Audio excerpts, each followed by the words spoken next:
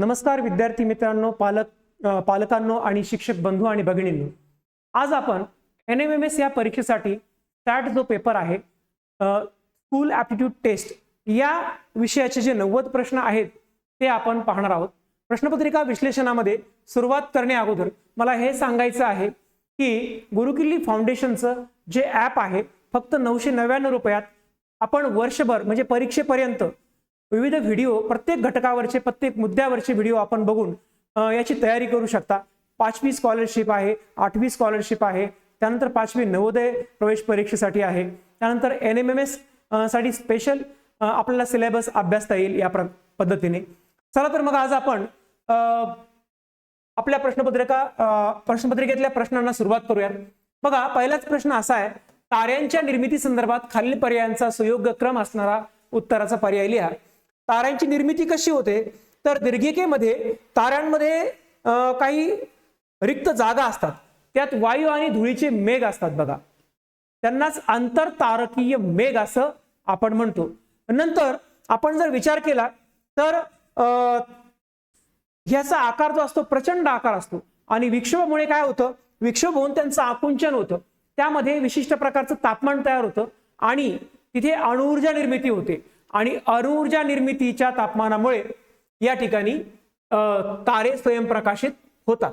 मग बघा आता याचा क्रम कसा असेल तर तो असेल बघा पर्याय क्रमांक 1 CDBA, विक्षोभामुळे आंतरतारकीय मेघ आकुंचित होतात, नंतर आंतरतारीय मेघांची घनता वाढते आणि तापमानही वाढते आणि एक तप्त वायूचा गोल तयार होतो आणि हा जो गोल आहे त्या गोलाचं जे केंद्रक आहे त्या अणुकेंद्रकाच्या युतीने अणुऊर्जा निर्मिती सुरू होते आणि अणुऊर्जा निर्मिती सुरू झाल्यानंतर हा जो गोल आहे हा होतो स्वयंप्रकाशित। म्हणजे याचा क्रम असेल पर्याय क्रमांक 1 CDBA।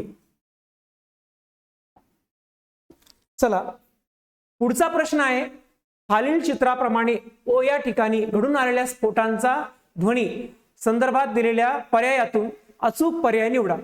मग या ठिकाणी बघा अचूक पर्याय काय असेल, ध्वनी या प्रकरणावर आधारित हा प्रश्न आहे। इथे हे जे माध्यम आहे ना हे हवा माध्यम आहे, हे पाणी माध्यम आहे। मग या माध्यमातून इथून आपल्याला काय विचारले, पर्याय असे दिलेत की A व B दोहोंना एकाच वेळी ध्वनी ऐकू येईल। A आणि B दोघांना एकाच वेळी ध्वनी ऐकू येणार नाही, कारण दोन्ही माध्यम वेगवेगळे आहेत। या A या व्यक्तीला ध्वनी B च्या तुलनेने अगोदर ऐकू येतो।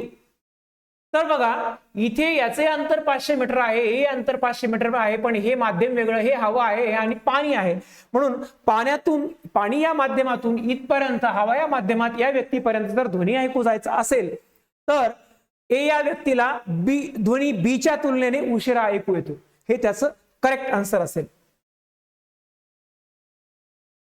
प्रश्न क्रमांक 3, विद्युत धारेशी निगडीत खालीलपैकी चुकीचा पर्याय कोणता? तर बघा विद्युत धारेशी निगडीत चुकीचा पर्याय कोणता आहे तर इथे आपण जर विचार केला तर हे आपल्याला सूत्र दिले, 1 एम्पियर बरोबर 1 कुलम अपॉन 1 सेकंड, इलेक्ट्रॉन्सचे वहन ऋण विभागाकडून धन विभागाकडे होते, बरोबर आहे। विद्युत धारेची संकेतमान्य दिशा धन विभागाकडून ऋण विभागाकडे असते, ठीक आहे, हे बरोबर आहे। इलेक्ट्रॉन्सचे वहन धन विभागाकडून ऋण विभागाकडे होते, हे अतिशय चुकीचा पर्याय आहे, म्हणजे आपलं उत्तर पर्याय क्रमांक 1 आहे। कारण इलेक्ट्रॉन्सचं जे वहन आहे ते इलेक्ट्रॉन्सचं वहन इथं काय दिले, धनकडून ऋणकडे होते, तर तसं नाहीये, इलेक्ट्रॉन्सचं जे वहन आहे ते ऋणकडून धनकडे होताना आपल्याला दिसतं। तर हे याचं करेक्ट उत्तर असेल पर्याय क्रमांक 1।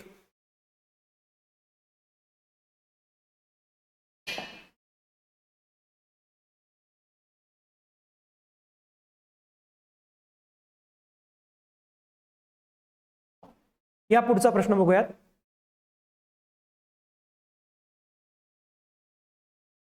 A स्तंभातील B या स्तंभातील व्याख्या, A स्तंभातील राशींचा B या स्तंभातील या सूत्रांशी किंवा व्याख्यांशी काय संबंध आहे तो आपल्याला बघायचा आहे। बघा या ठिकाणी जर आपण थोडा विचार केला तर याचा योग्य पर्याय असेल बघा उत्तराचा, आपण 4 क्रमांक चेक करून बघूयात। पहिल्याचं आहे बी, बघा इथे अंश सेल्सिअस याच्याशी संबंधित आहे या सूत्राशी. दुसरा आहे बघा अंश केल्विन ए, पदार्थातील गतिज ऊर्जेचे एकूण प्रमाण. त्यानंतर तिसरा आहे उष्णता. उष्णता पदार्थातील अणूंच्या गतिज ऊर्जेचे सरासरी प्रमाण असते. तापमान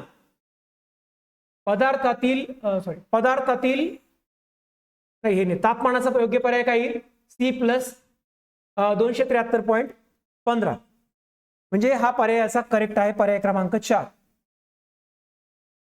खालील तक्त्यातील भौतिक राशी दिलेल्या आहेत, एमके सीजीएस पद्धती आहेत, ही एकक आहेत, त्यांचं निरीक्षण करायचं आणि जोड्या लावायच्या आहेत. बघा इथे वेग, क्षेत्रफळ, आकारमान, घनता इकडे दिले बघा, ही राशी आहेत आणि यांची एकके आहेत. मग ती एकके एमकेएस पद्धतीमधली ही आहेत, सीजीएस पद्धतीतली एक आहे. मग प्रश्न असा आहे, वेगाचं एमकेएस पद्धतीतील एकक कोणतं आणि सीजीएस पद्धतीतील एकक कोणतं?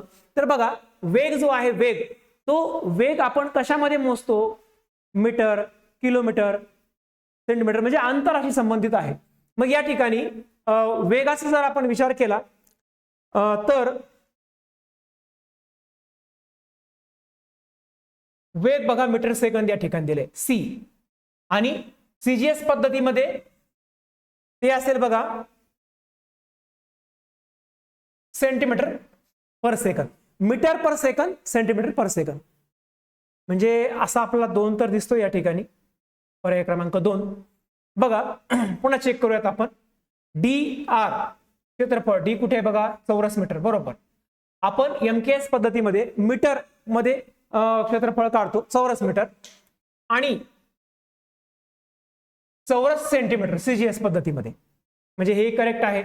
बीएस इथे आकारमान घनमीटर मध्ये एमकेएस पद्धतीमध्ये आणि घन सेंटीमीटर मध्ये सीजीएस पद्धतीमध्ये.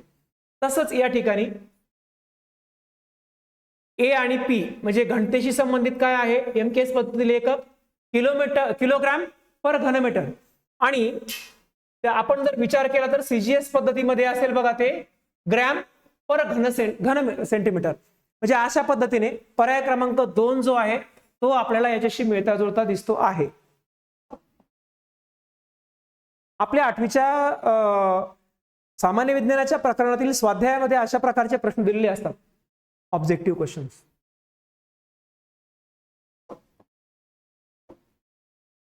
पुढचा जो प्रश्न आहे त्या प्रश्नाचा योग्य पर्याय मी अगोदर सांगतो, तो आहे बघा पर्याय क्रमांक 4. पहिलं, थेल काय पिसे आकर्षिले जातात, लोकरीने घासलेल्या पिवळ्या रंगाच्या राळेच्या दांड्याकडे पिसे आकर्षिले जातात, हे त्यांनी मांडलं. त्यानंतर थॉमस ब्राउन जे आहे त्यांनी इलेक्ट्रिसिटी हे नामकरण केलं. त्यानंतर बेंजामिन फ्रँकलिन जे आहेत त्यांनी वीज म्हणजे विद्युत प्रभाराचे रूप आहे हे स्पष्ट केलं. आणि मायकेल फॅरेडे हे चुंबकीय बलरेषाशी संबंधित आहेत. तुम्ही अजून 10वीत गेल्यानंतर तुम्हाला फॅरेडे यांचा एक नियम विज्ञानामध्ये अनुभवायला मिळेल, म्हणजे तो चुंबकीय बलाशी संबंधित आहे. म्हणून आपला पर्याय योग्य असेल बघा, पर्याय क्रमांक 4. खालील आकृतीचे निरीक्षण करून तरंगलांबी विषयीचा योग्य पर्याय निवडा. तरंगलांबीचा जर आपण विचार केला तर तरंगलांबी कशाला म्हणतात, संलग्न तरंगाच्या सारख्याच बिंदूमधील अंतर, संलग्न तरंगांच्या सारख्याच बिंदूमधील अंतर. या ठिकाणी जर आपण बघितलं तर आपल्याला संलग्न तरंगांच्या सारख्याच बिंदूमधलं अंतर कुठे दिसतं बघा, या ठिकाणी आणि हे या ठिकाणी. मात्र पर्यायामध्ये जर आपण विचार केला तर इथे ए ई हा पर्याय दिसत नाही. मग पर्याय ई आणि आय, ई आय, म्हणून याचं पर्याय क्रमांक 4 हे उत्तर असेल.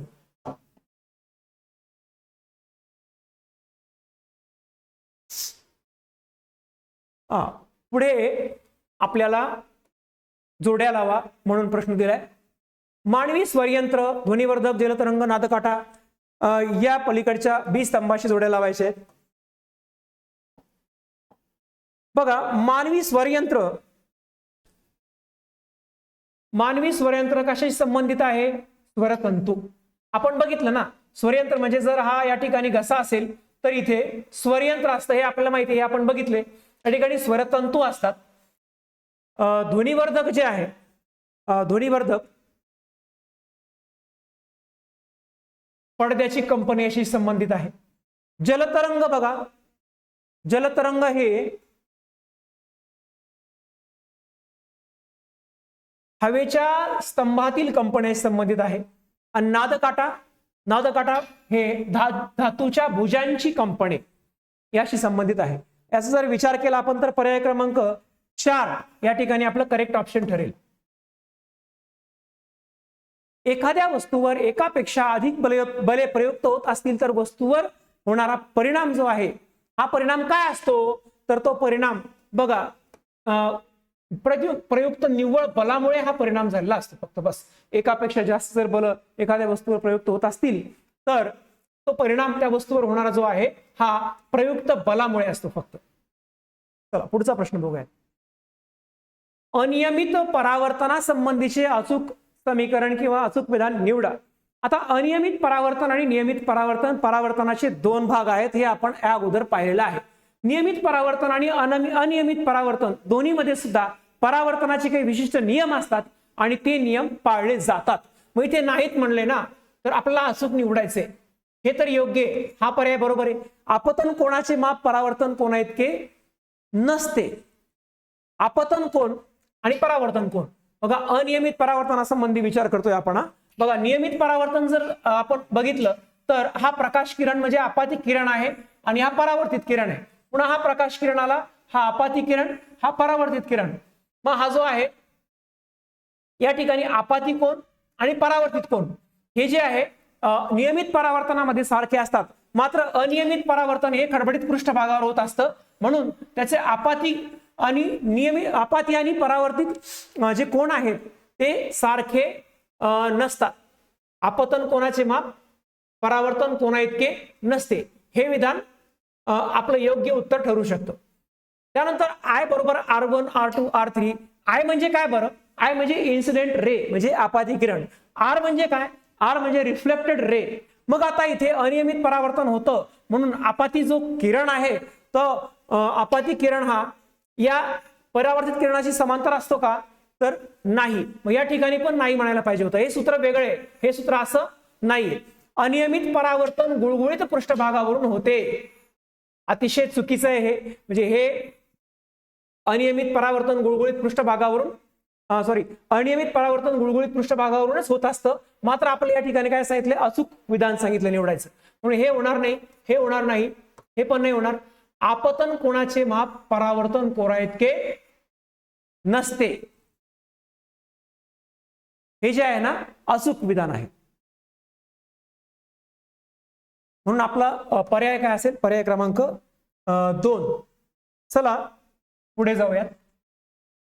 कॅलिडोस्कोप विषयीचे खालीलपैकी चुकीचे विधान ओळखा. कॅलिडोस्कोप बघा, कॅलिडोस्कोप जे असते त्याला दोन नावं आहेत. आपण कन्फ्यूज होऊ नये पुढे. एक आहे शोभादर्शी, जर आपण पुस्तकात 8वीच्या बघितलं तर आपल्याला लक्षात येईल. एक आहे शोभादर्शी आणि दुसरं नाव आहे बघा त्याचं, ते आहे चारूदर्शी.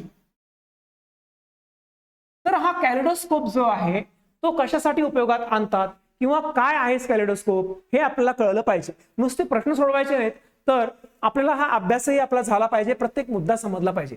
कॅलिडोस्कोप म्हणजे काय, तो कसा असतो बघा. इथे काय दिले आपल्याला, चुकीची विधान ओळखायचे. चुकीचं म्हणजे 3 बरोबर आहेत आणि 1 चुकीचं आहे. 3 आरसे त्रिकोणी स्वरूपात असतात.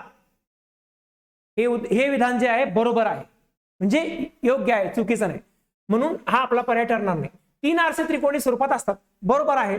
3 आरसे त्रिकोणी स्वरूपात असे बसवले जातात बघा या ठिकाणी, ह्या अशा प्रकारचे हे 3 आरसे असे त्रिकोणी स्वरूपात बसवले जातात. प्रत्येक आरसा दुसऱ्याशी 45 अंश संलग्न असतो. तर हे चुकीचं विधान आहे. चुकीचं विधान ओळखायला सांगितलं की नाही आपल्याला, हे विधान चुकीचं आहे. कारण प्रत्येक आरसा हा दुसऱ्या आरशाशी 45 अंश संलग्न कसा असेल बरं. आता बघा या ठिकाणी हा त्रिकोण आहे, या ठिकाणी आपण सारखेच 3 त्रिकोणी स्वरूपाचे जर आरसे घेतले तर हे आरसे अशा पद्धतीने ते जुळवावे लागतील, त्याची रचना करावी लागेल. मग या ठिकाणी 45 अंशाचा संलग्न कोण नसतो. त्रिकोणात जर आपण विचार केला तर त्रिकोणाच्या तीनही कोणांच्या मापाची बेरीज किती असते? 180 अंश. म्हणून हे जर सारख्याच पद्धतीने बसवले गेले तर हा कोण 60 अंश मापाचा होऊ शकतो ना. 60-60-60 समभुज त्रिकोणाच्या आकाराचा जर असेल तर, म्हणजे हा जो पर्याय आहे ना हा योग्य पर्याय आहे. म्हणजे हे चुकीचं विधान आहे. काचेच्या तुकड्यांच्या असंख्य प्रतिमा तयार होतात, हे पण बरोबर. याचा उपयोग वेगवेगळ्या रचना शोधण्यासाठी करतात. चुकीचे विधान कोणतं आहे? तर पर्याय क्रमांक 2. म्हणून आपलं उत्तर तेच असणार. बघा, शोभादर्शी, चारुदर्शी किंवा कॅलिडोस्कोप जो असतो तो अशा पद्धतीने 3 आरसे घेऊन तो बनवला जातो. त्यानंतर इथे पांढरा कागद किंवा एक तुकडा आपला जोडावा लागतो आणि त्यानंतर या ठिकाणी इथे एक छिद्र पाडून आपण त्याच्यामध्ये जर विविध रंगांच्या काचेचे तुकडे टाकले बारीक बारीक आणि या छिद्रामधून जर आपण त्याला बघितलं तर हे जे 3 आरसे असतात ना, त्या 3 आरशांमुळे त्या बारीक बारीक रंगीत काचेच्या तुकड्यांच्या असंख्य प्रतिमा आपल्याला दिसतात. म्हणजे समजा आपण काचेचे तुकडे टाकले तर ते कसे आपल्याला दिसतील? म्हणजे या वेगवेगळ्या रचना शोधण्यासाठी याचा उपयोग काय होतो? वेगवेगळ्या रचना शोधण्यासाठी. म्हणजे काय? बघा, वस्त्रोद्योगामध्ये याचा उपयोग होतो. वस्त्रोद्योगामध्ये कसा होतो? तर कपड्यावरचं जे नक्षीकाम असतं, पडद्यांवरचं नक्षीकाम असतं, साड्यांवरचं नक्षीकाम असतं, ते ठरवण्यासाठी, ती रचना ठरवण्यासाठी याचा उपयोग होतो. बघा, त्यानंतर भिंतीवर नक्षीकाम केलं जातं बघा, पेंटिंग, ते करण्यासाठी सुद्धा म्हणजे त्याच्या रचना शोधण्यासाठी सुद्धा याचा उपयोग होतो. कशाचा? चारुदर्शीचा, शोभादर्शीचा किंवा कॅलिडोस्कोप त्याला आपण म्हणतो. अशा पद्धतीचा याचा उपयोग आहे. पुढचा प्रश्न आहे प्रश्न क्रमांक 12. पुढीलपैकी कोणता घटक हा अणुभट्टीमध्ये न्यूट्रॉनची संख्या कमी करण्यासाठी नियंत्रक म्हणून वापरतात? तर त्याचं उत्तर आहे बघा, ग्रॅफाइट. ग्रॅफाइट हा असा घटक आहे ज्यामध्ये अणुभट्टीमध्ये न्यूट्रॉनची संख्या ज्यामुळे कमी होते. पुढचा प्रश्न आहे, हवा या मिश्रणामधील प्रमुख घटक रेणू कोणते? हवा हे जे आहे म्हणजे हवा हे मिश्रण आहे, त्यामध्ये प्रमुख घटक रेणू कोणते असतात हवा या मिश्रणामध्ये? तर बघा, आपण जर विचार केला तर हे घटक रेणू असतात बघा, पर्याय क्रमांक याचा असेल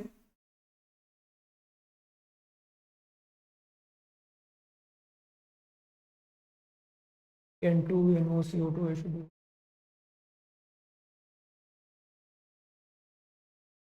याचा पर्याय क्रमांक 1 हे करेक्ट उत्तर असू शकतं. बघा, हवा या मिश्रणामध्ये प्रमुख घटक रेणू कोणते असतात? तर हे, चला, पर्याय क्रमांक 1 याचं उत्तर आहे. पुढील पैकी सत्य विधान कोणते? पुढीलपैकी सत्य विधान कोणते? तर बघा, या ठिकाणी पोटॅशियम हा मऊ धातू नाही, शिसे हा धातू विद्युत सुवाहक आहे, बोरॉन या अधातूचा द्रावणांक उच्च आहे आणि लिथियमची घनता पाण्यापेक्षा जास्त आहे. अशा प्रकारे आपल्याला इथे 4 पर्याय आहेत. त्यामधला योग्य पर्याय कोणता? तर या ठिकाणी पर्याय क्रमांक 2 हा आपल्याला योग्य पर्याय, कारण पुढीलपैकी सत्य विधान कोणते हे आपल्याला विचारलेलं आहे. बघा, इथं पोटॅशियम हा, आपण काय करू, बाकीचे पर्याय बघूया. पोटॅशियम हा मऊ धातू नाही, हे असत्य. पोटॅशियम जो आहे, पोटॅशियम हा मऊ असतो. पोटॅशियम धातू हा ठिसूळ किंवा कठोर पण असतो, मात्र विशिष्ट साध्या तापमानाला तो अतिशय मऊ आणि मुलायम धातू आहे. म्हणून हे पर्याय, हे विधान आहे ते चुकीचे आहे.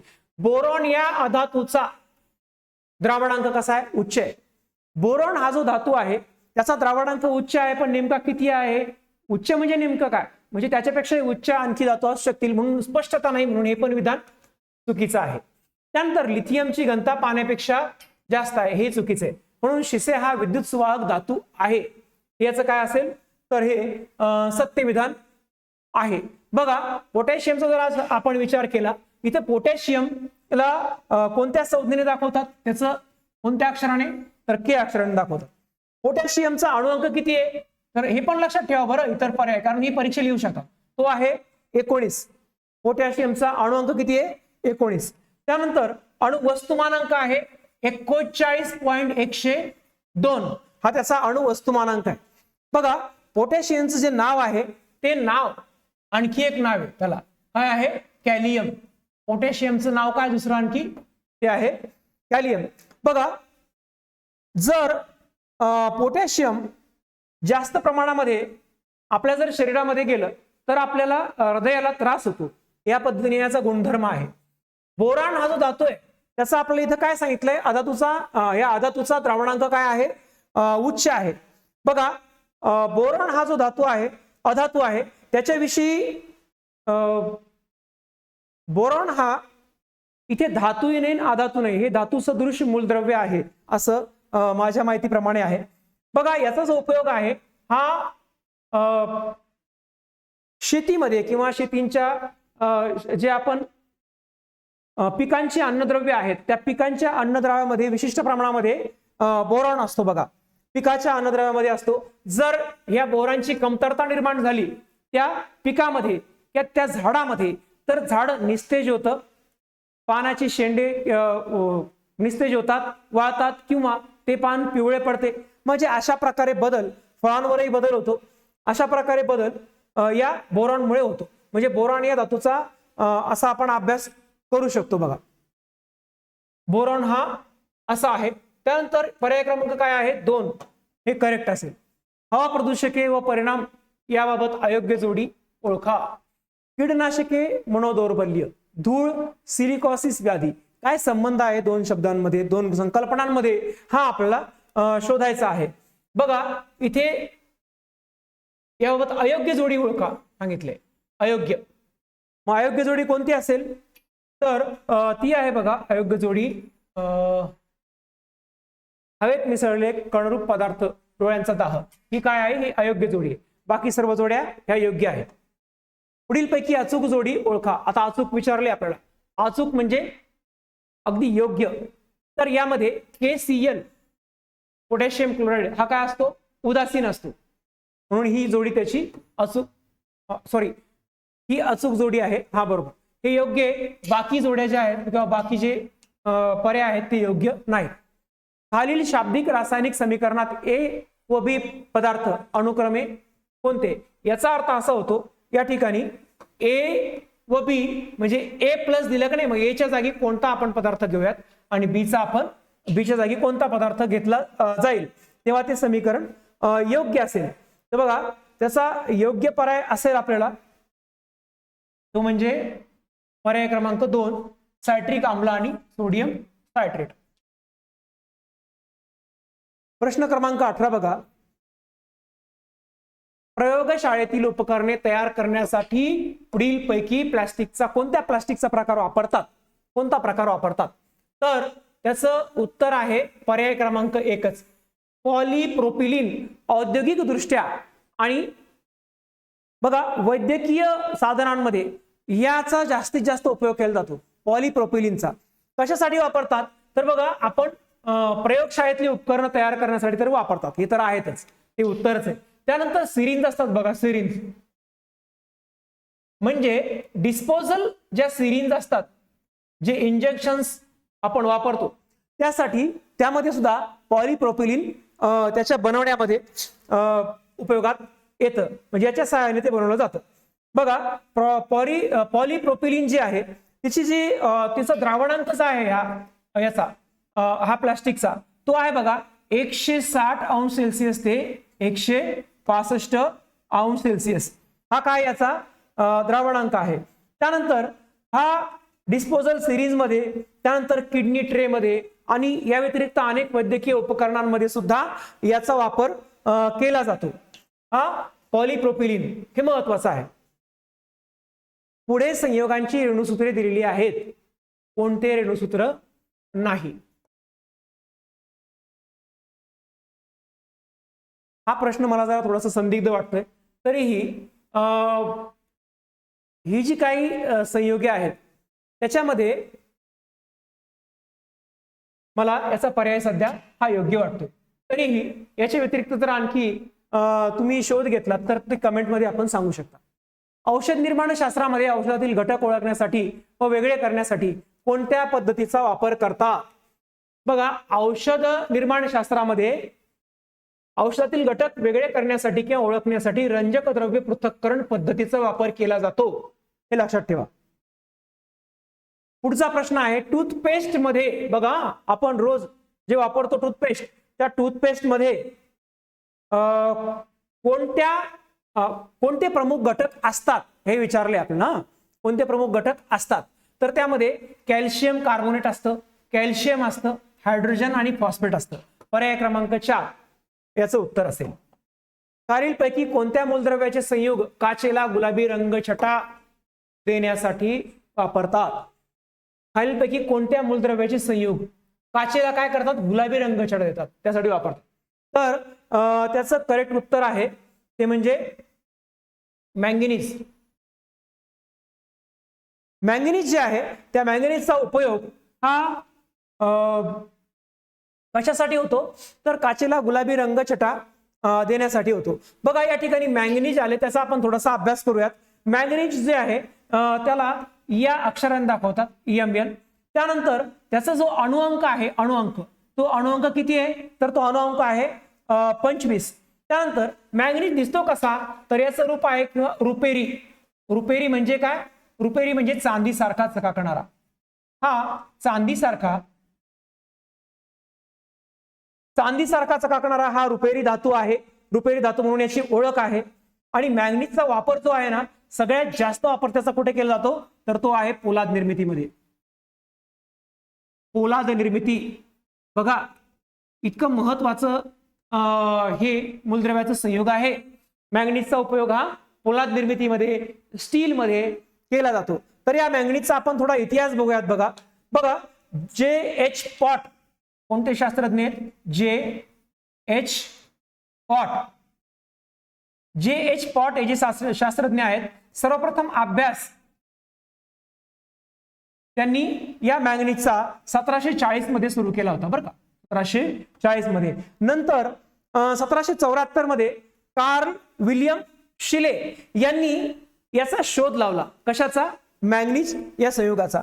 आणि 1839 मध्ये हीथ यांनी प्रथम पोलाद निर्मितीमध्ये, काय नाव आहे त्यांचं, हीथ यांनी पोलाद निर्मिती उद्योगामध्ये प्रथम मॅंगनीजचा उपयोग केला. मित्रांनो लक्षात ठेवा.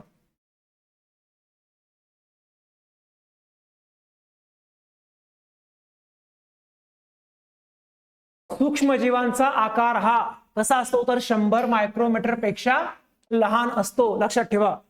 खालील जोड्यांमध्ये आपल्याला विसंगत जोडी ओळखायची, म्हणजे वेगळी, म्हणजे एकमेकाशी संबंधित नसणारी. बघा ऑड कोणती जोडी आहे ती ओळखूयात आपण. या ठिकाणी बांडगुळ दिले बघा, बांडगुळ, ड्रॉसेरा, दगडफूल, भूछत्र मृतोपजीवी आहे, यात काहीच शंका नाही. याचं उत्तर आहे बघा पर्याय क्रमांक 1. ड्रॉसेरा कीटकभक्षी वनस्पती आहे, दगडफूल सहजीवी वनस्पती आहे, मात्र स्वयंपोषी वनस्पती जी आहे ना ती बांडगुळ नाही. म्हणून याचं उत्तर असेल पर्याय क्रमांक 1.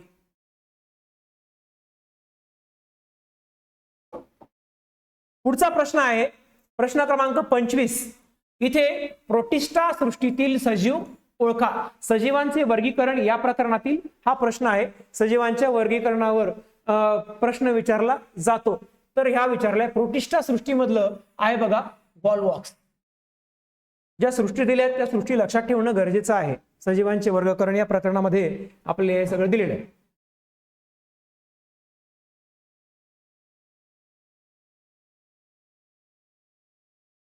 प्रॉब्लेम आला. हा पुढचा प्रश्न आहे खालीलपैकी असत्य विधान ओळखा. असत्य विधान ओळखा. अमिबामध्ये प्रचलनासाठी छद्मपाद असतात. काय आहे मग सांगा बरं, असतात की नसतात? छद्मपाद असतात हे सत्य आहे. हे विधान सत्य आहे. म्हणजे आपल्या पर्यायाचं जे आपलं उत्तर नाही हे सत्य आहे. तंबाखूवरील मोझाईक रोग विषाणू पासून होतो हे सत्य आहे. विषाणू सजीव निर्जीवांच्या सीमारेषेत आहेत हे सत्य आहे.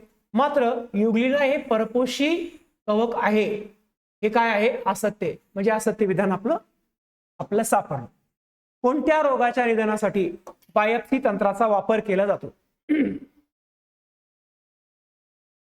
बघा कोणत्या रोगाच्या निदानासाठी बायोप्सी तंत्र वापरतात. बायोप्सी तर त्याचं करेक्ट उत्तर आहे मित्रांनो पर्याय क्रमांक 2.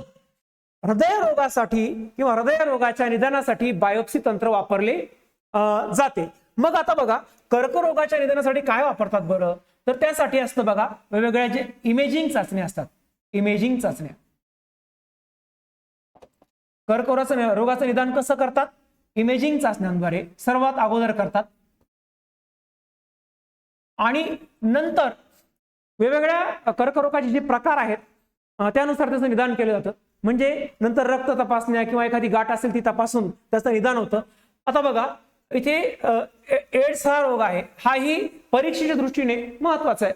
परीक्षेला एड्सवर अनेक वेळा प्रश्न विचारलेले आहेत. बघा इथे एड्सचं निदान करण्यासाठी कोणती चाचणी आहे, तर ती आहे बघा एलिसा चाचणी. कोणती चाचणी आहे, ती आहे एलिसा. एलिसा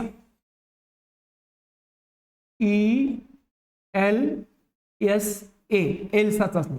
तर ही कशासाठी असते लक्षात ठेवा. याच्यावर या मुद्द्यावर प्रश्न विचारलेला आहे. आणि एड्स कशामुळे होतो, तर कोणत्या विषाणूमुळे होतो, तर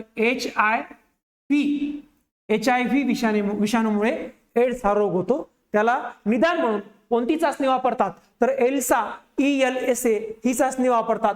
त्यानंतर स्वाईन फ्लू हा एक रोग आहे ज्याच्यावर प्रश्न विचारले जातात. स्वाईन फ्लू कशामुळे होतो, तर स्वाईन फ्लू होतो H1N1 इन्फ्लुएन्झा. H1N1 इन्फ्लुएन्झा या विषाणूमुळे स्वाईन फ्लू होतो. आणि याचं निदान कसं करतात, तर याचं निदान करतात स्वॅब टेस्टद्वारे. याचं निदान करतात स्वॅब टेस्टद्वारे. म्हणजे अशा प्रकारे एक पर्याय जरी आपला उत्तराचा असेल तर इतर पर्यायांचा सुद्धा आपण विचार करायला पाहिजे.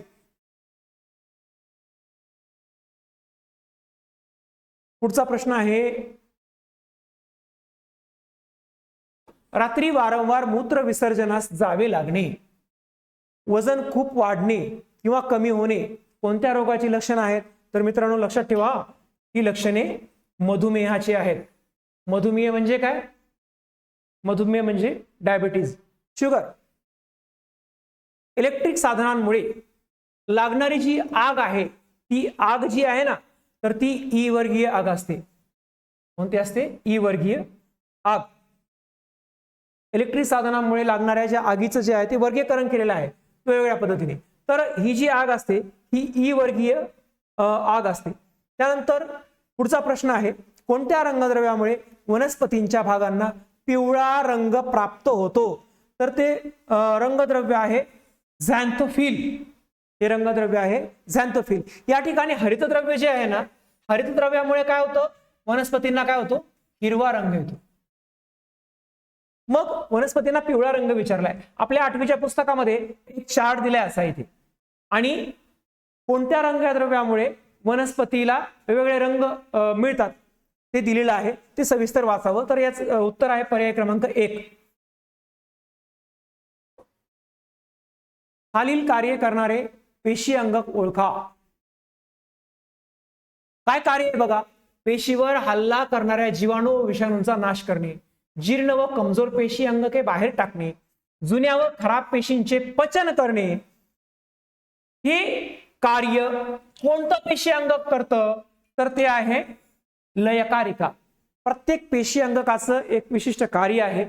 तर लयकारिका हे पेशी अंगक हे वरील कार्य करतं. मानवी शरीराचे तापमान नियमनाचे कार्य करणारा घटक कोणता. मानवी शरीराच्या तापमानाचं नियमन कोण करतं, तर तो घटक आहे मानवी शरीरातला रक्त.